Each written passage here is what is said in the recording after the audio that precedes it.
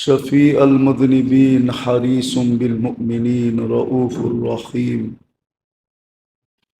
صلى الله عليه وعلى آله وأصحابه وأتباعه صلاة وسلاما تنجينا بها من جميع الأحوال والآفات وتقضي لنا بها جميع الحاجات وتطهرنا بها من جميع السيئات وترفعنا بها عند الله أعلى الدرجات. أما بعد فأعوذ بالله من الشيطان الرجيم. بسم الله الرحمن الرحيم.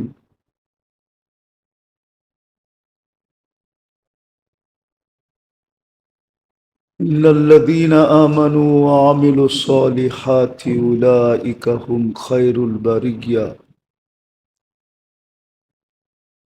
وقال رسول الله صلى الله عليه وسلم بادروا بالأعمال. وقال صلى الله عليه وسلم اغتنم خمسا قبل خمس إلى آخر الحديث أو كما قال عليه الصلاة والسلام. সম্মানিত উপস্থিতি, কোরআন হাদিস থেকে যতটুকুই তেলাওয়াত করা হলো আশা রাখি একই সামনে রেখে কিছু কথা রাখবো, সাথে সাথে সকলের কাছে দোয়ার দরখাস্ত। আল্লাহ আমাদের সকলকে বুঝার এবং আমল করার তৌফিক দান করেন।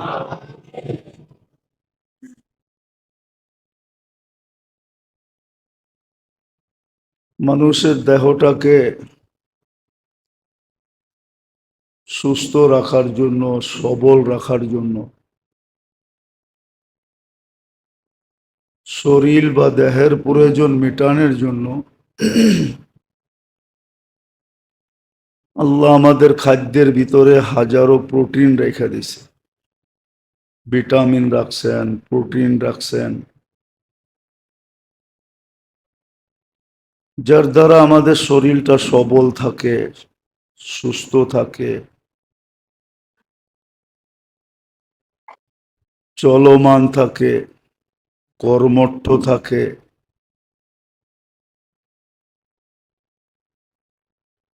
আর অক্লান্ত পরিশ্রমের যোগ্যতাও থাকে,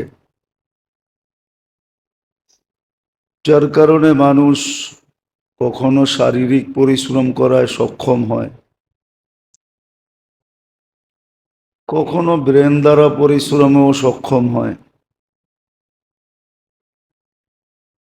৮ ঘন্টা পরিশ্রম করে, কখনো ১২ ঘন্টা করে, এমনও দেখা যায় মানুষ ১৬ ঘন্টা পরিশ্রম করে। এটা আল্লাহ জাল্লে জালালুহু আম্মা নওয়ালুহুর ইহসান, যে খাদ্যের ভিতরে ভিটামিন রাখছেন, প্রোটিন রাখছেন,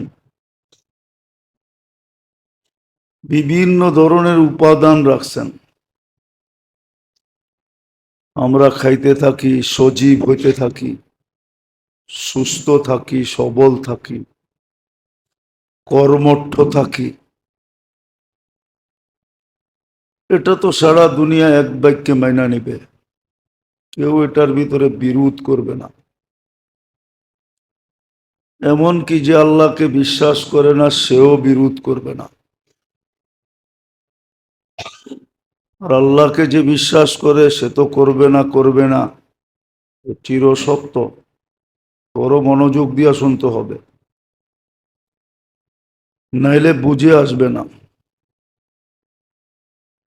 আর যেটা বুঝে না আসে এটা করাও সহজ হয় না। আর যখন বুঝে আসে তো করাটা অনেক সহজ হয়। প্রবাদ বাক্য এটাই বলে। এর জন্য বাংলায় একটা প্রসিদ্ধ প্রবাদ বাক্য আছে, কোনো জায়গায় বলে বন্দের মন, কোনো জায়গায় বলে বন্ধুর মন। যদি থাকে বন্ধুর মন, নদী পাড়িতে কতক্ষণ। কোনো কিছু দ্বিধা হয় না। এই জন্য বুঝার জন্য মনোযোগ চাই। যত বেশি মনোযোগ হবে আর কথা শোনার ব্যাপারে যত বেশি মনোযোগী হব, তত বেশি দিলের ভিতরে কাঁদবে, বসবে, আমল সহজ হবে। তো যেটা বুঝাইতেছিলাম, কথাটা যদিও সূক্ষ্ম, কিন্তু তারপরও ধ্যান দিলে বোঝা আসবে। আর এটা আল্লাহর ওয়াদা, দিনই কথা যে যত মনোযোগ দিবে, আল্লাহর অঙ্গীকার, ওয়াদা, আমি তাকে বুঝাইও দিব, আবার কঠিনটাকে সহজও করে দিব। হ্যাঁ, এটা আল্লাহর ওয়াদা। এই জন্য খুব মনোযোগ দিয়া আমাদের পান করা হোক আর বক্ষণ করা হোক, প্রত্যেকটা জিনিসের ভিতরে আল্লাহ আমাদের স্বাস্থ্যের জন্য, সবলতার জন্য, সুস্থতার জন্য। এই জন্যই কোনো কবি লিখছিলেন, যদিও আমরা হয়তো কোনোদিন শুনি নাই আর শুনলেও মনে নেই, এই জন্য কোনো লেখক, কোনো মনীষী লিখছিলেন, ভালো মতে বুঝতে হবে। এলাজ হো সকে দাওয়া সে, এলাজ হো সকে গেজা সে, পরহেজ করো দাওয়া সে। इलाज अगर हो सके गेजा से, गेजा বোঝেন? খাদ্য দ্বারা যদি চিকিৎসা সম্ভব হয় তো পরহেজ করো দাওয়া সে, মেডিসিন খাওয়া ছেড়ে দাও। কেননা আমাদের খাদ্যের ভিতরে আল্লাহ দেহের জন্য সবকিছু রেখে দিয়েছেন। আরেকটা প্রবাদ বাক্য আছে, প্রবাদ বাক্য না, মনীষীর কথা, ওটা আরো উচ্চাঙ্গের। এলাজ হো সকে দোয়া সে, পরহেজ করো দাওয়া সে। চিকিৎসা যদি দোয়া দিয়া হয়, তাহলে ওষুধের কোনো ওষুধ ছেড়ে দাও।